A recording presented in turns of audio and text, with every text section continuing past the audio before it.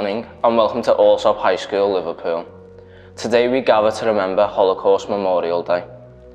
The theme for our collective worship is Be the Light in the Darkness. We encourage everyone to reflect on the depths humanity can sink to.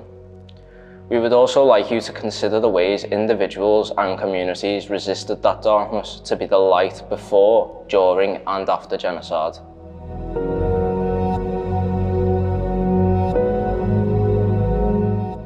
What is Holocaust Memorial Day? The 27th of January is a day set aside to remember the 6 million Jewish people who were systematically persecuted and murdered by the Nazis and their collaborators during the Holocaust. The Holocaust was the mass murder of 6 million innocent Jews by Hitler during World War II. Why the 27th of January? The 27th of January is the day Auschwitz-Birkenau, the largest Nazi death camp, was liberated. This morning we will listen to the story of Mr. Ziggy Schipper, BEM, who survived Auschwitz and came to live in the UK. On Holocaust Memorial Day, we also remember other groups of people who were persecuted and murdered by the Nazis.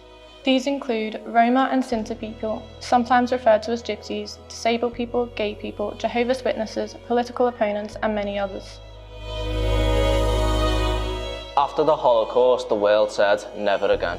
However, we have failed to learn lessons from the Holocaust, and genocides continue to happen around the world to this day. On Holocaust Memorial Day, we remember the millions of men, women, and children who have been murdered in the genocides which followed in Cambodia, Rwanda, Bosnia, and Darfur. What is genocide? Genocide is when a group of people is targeted for destruction just because of who they are, such as their race or their religion.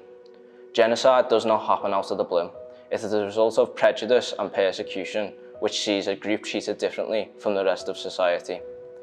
On Holocaust Memorial Day, we are reminded of what can happen when prejudice and persecution are left unchallenged, and of our responsibilities to stand against these processes when we see them in our own communities.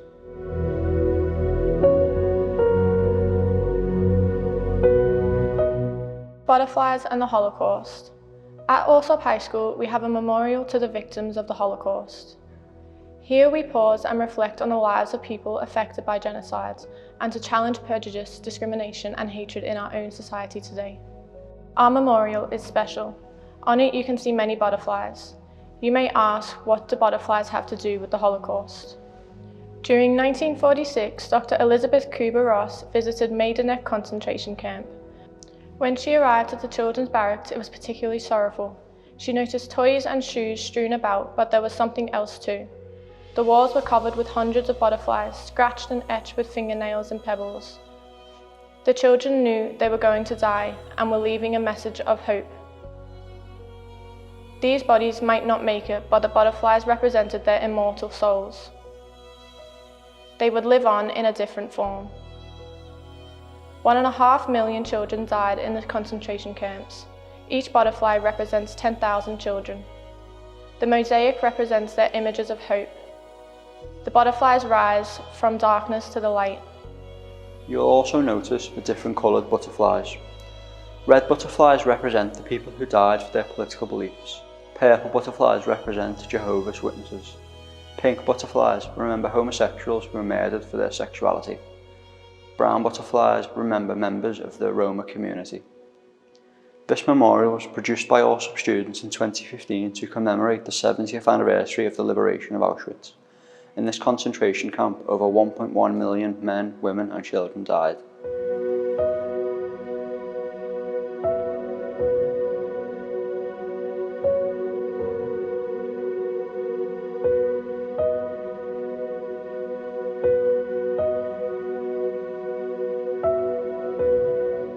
This morning, let us listen to the story from a man called Ziggy Schipper, who survived Auschwitz. Ziggy is from Poland and he came to Britain after World War II. He speaks to young people in schools throughout the UK about his experience at the hands of the Nazis. As a survivor, he works tirelessly on behalf of the Holocaust Educational Trust. His testimony is one of struggle and full of hope. He always concludes with 3 simple words: do not hate. On the 3rd of September 1939, Britain and France declared war on Germany. So within 6 weeks, the whole of Poland was occupied by German troops. The day they came into our town, our city, everything changed. First of all, no Jewish child was allowed to go to school. No Jewish teacher was allowed to teach. It didn't matter whether he was teaching in a Jewish school or a non-Jewish school. He wasn't allowed. Doctors, lawyers, engineers, nothing. They weren't allowed to practice their professions. In November 1939, a poster came out, every Jew has got to go to a designated area. We were left with about 150,000 people. There was enough room, maximum, for about 20,000 people to live normal life. We finished up, the three of us finished up with one solitary room, no bathroom, no toilet, no running water. Wanted to go to the toilet, you went downstairs. Wanted water as well, you had to go downstairs. Can you imagine 20 below zero? So by April the 4th, it was completely surrounded by barbed wire. You couldn't get in, you couldn't get out.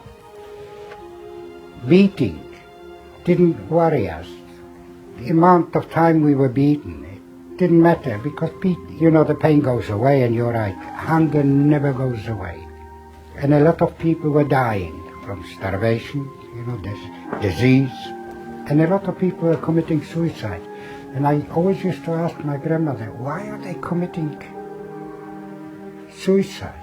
Surely they want to live. It took me years and years to find out later why they were doing this. Can you imagine a mother losing a child or two children from disease or starvation? She didn't want to live. When we came to the railway station, the first thing I said to my grandmother, I can't see any trains. She said, they're standing in front of you. I said, they're cattle trucks.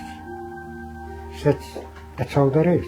Anyway, they opened the shutters and we had to get in there. They packed us in. There was no way you could sit down. Can you imagine a boy of 14 hoping people should die so he'll have room to sit down? What has become of me?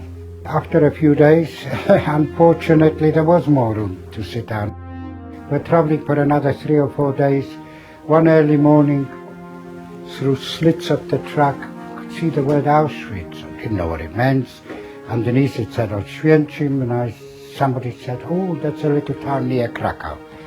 They opened those shutters. They told us to leave our luggage, our suitcases, and we had to get out, jump off from there. Can you imagine children or old people or disabled jumping off a truck?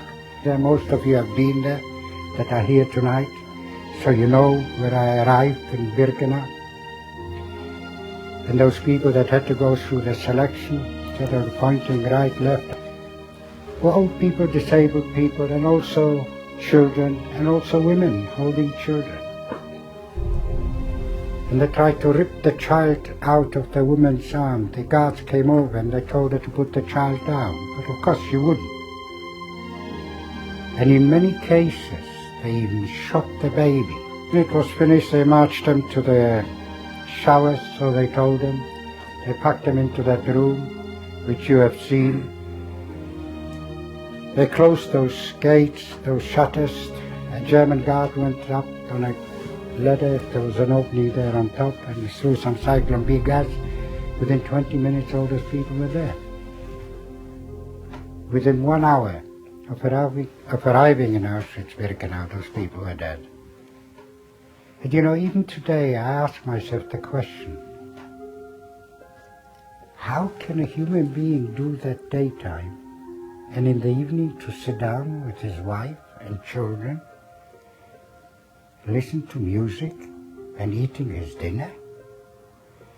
People would think I'm talking about hooligans or crooks or whatever they were. There were people with degrees, doctors, lawyers, engineers, accountants that were doing it, not some thugs. One day 5 boys stole some tobacco that was going for the Germans, and they were caught. They put them in an isolation room. After a week they let them out. We had to come to the square where they let them out. When we came there, we know what's going to happen. Those gallows with ropes hanging down, 5 ropes, put them on the stools. and a German officer, an SS officer, started reading out, prisoner number so-and-so is going to be hanged because of. They couldn't finish the sentence, so his voice jumped off to their death. They wouldn't let the Germans have the satisfaction of killing them. You know, I told you how dehumanized I was, but that scene has never left me. Whenever I talk about it, I think about it. I see 5 young men standing there, they were older than me, standing there, and 20 seconds later they're hanging their dead. I cannot thank the British people what they did for me. Those boys that liberated me, that gave me my life, but not only my life. I've got 2 daughters, 6 grandchildren. 8 months ago, the greatest thing happened. A great-grandson, you know, for a Holocaust survivor that's lost almost everything. Having children, grandchildren, you know, when I look at them, I look up to heaven, and I say, you see, Hitler did not succeed. He might have killed 6 million of us, but he did not succeed. You approve. I tell the young people, don't hate. We are all the same. What difference is it? Whether you're a Jew or a Muslim or a Christian. It's only different places of worship at the end of the day. There's only one God.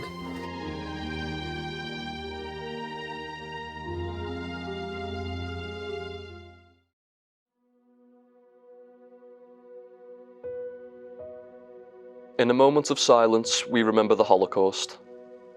We honour the victims and survivors of all genocides and persecutions.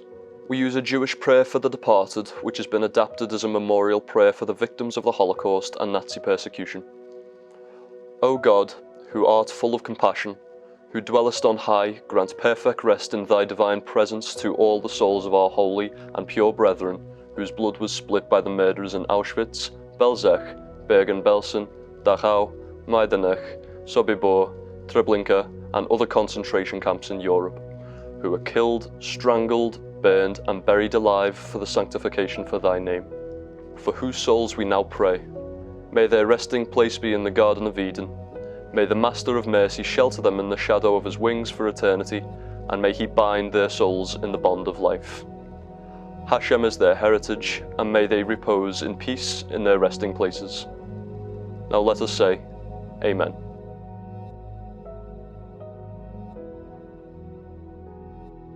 Why is it important for us to remember Holocaust Memorial Day? People are still being discriminated against today because of their religion, their race, their sexuality, or other elements of their identity. Whilst we are not at immediate risk of genocide here in the UK, hate speech and prejudice are frequently seen online, and the number of hate crimes recorded each year has been increasing. Outside of the UK, at this very moment, genocide is taking place in the region of Darfur, which is part of the country of Sudan in Africa.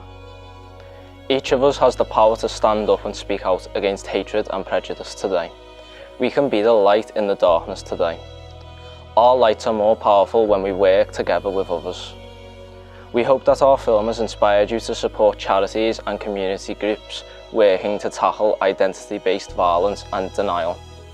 Holocaust Memorial Day enables us to remember for a purpose. It gives us a responsibility to work for a safer, better future for everyone. Everyone can step up and use their talents to tackle prejudice, discrimination and intolerance wherever we encounter them.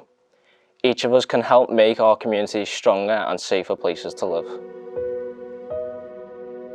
How wonderful it is that nobody needs to wait a single moment before starting to improve the world. The words of Anne Frank. The one that does not remember history is bound to live through it again. The words of George Santayana.